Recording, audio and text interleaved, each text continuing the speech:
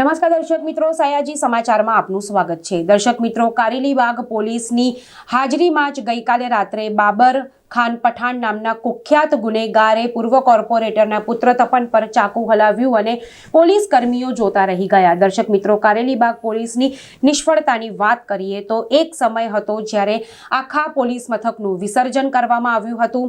2 વર્ષ પૂર્વે એક હિસ્ટ્રી શીટરે તત્કાલીન ડેપ્યુટી મેયર પર ગેસ સિલિન્ડર ફેંકતા સમગ્ર પોલીસ મથકના સ્ટાફનું વિસર્જન કરવામાં આવ્યું હતું। ત્યારબાદ વધુ એક વખત કારેલીબાગ પોલીસની ભારે નિષ્ફળતા છતી થઈ છે। બાબર અને તેના સાથીઓ વર્ષોથી ગુનાહિત પ્રવૃત્તિઓમાં સંડોવાયેલા છે, ત્યારે આવા ગુનેગારો સામે અગાઉથી જ પોલીસ પગલાં કેમ લીધા નહીં પોલીસે, તે પણ એક સવાલ છે। શું પોલીસ આવા આરોપીઓને સાચવી રહી છે, તેમના પર મીઠી નજર રાખીને બેસી છે? બાબર પણ કુખ્યાત ગુનેગાર હતો, ત્યારે સમયાંતરે જ્યારે ગુનેગારો પર પાસા અને તડીપાર કરવા સહિતના પગલાં લેવામાં આવતા હોય છે, ત્યારે શહેર પોલીસના પાસા અને તડીપારની યાદીમાંથી બાબરાણી મંડળી કેમ બાકાત રહી ગઈ છે, તે પ્રશ્નો હાલ ચર્ચાઈ રહ્યો છે।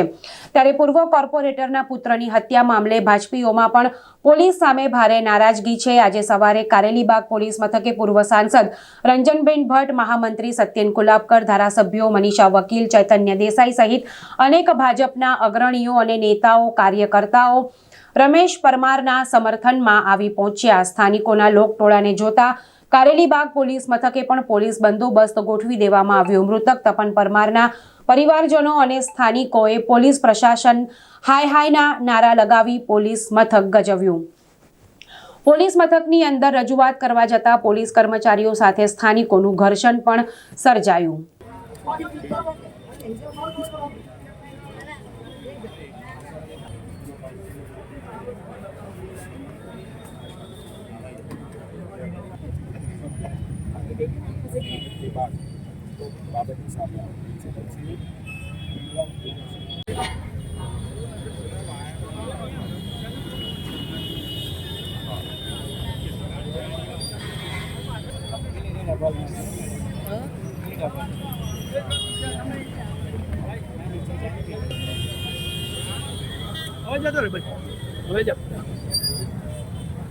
જીતુભાઈ સાહેબ ને જવા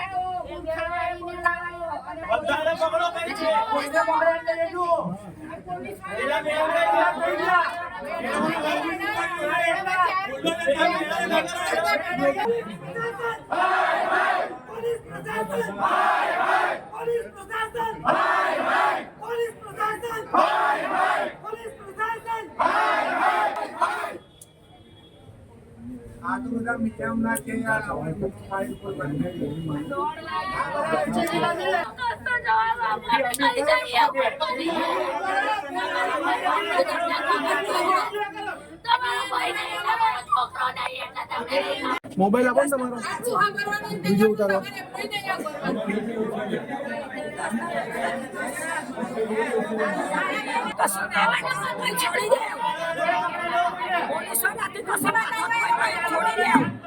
અમે એને નવરો કરી દઈએ, છોડી દેવો અહીંયા તો મનીષા ઉપર કેમેરા ચાલુ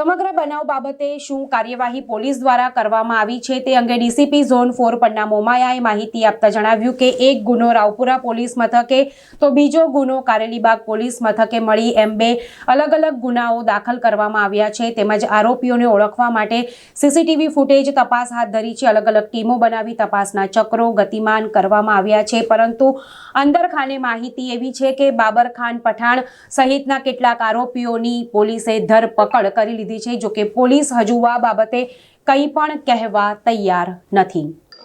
મહેતાવાડી વિસ્તાર છે કારેલીબાગ પોસ્ટ વિસ્તારમાં.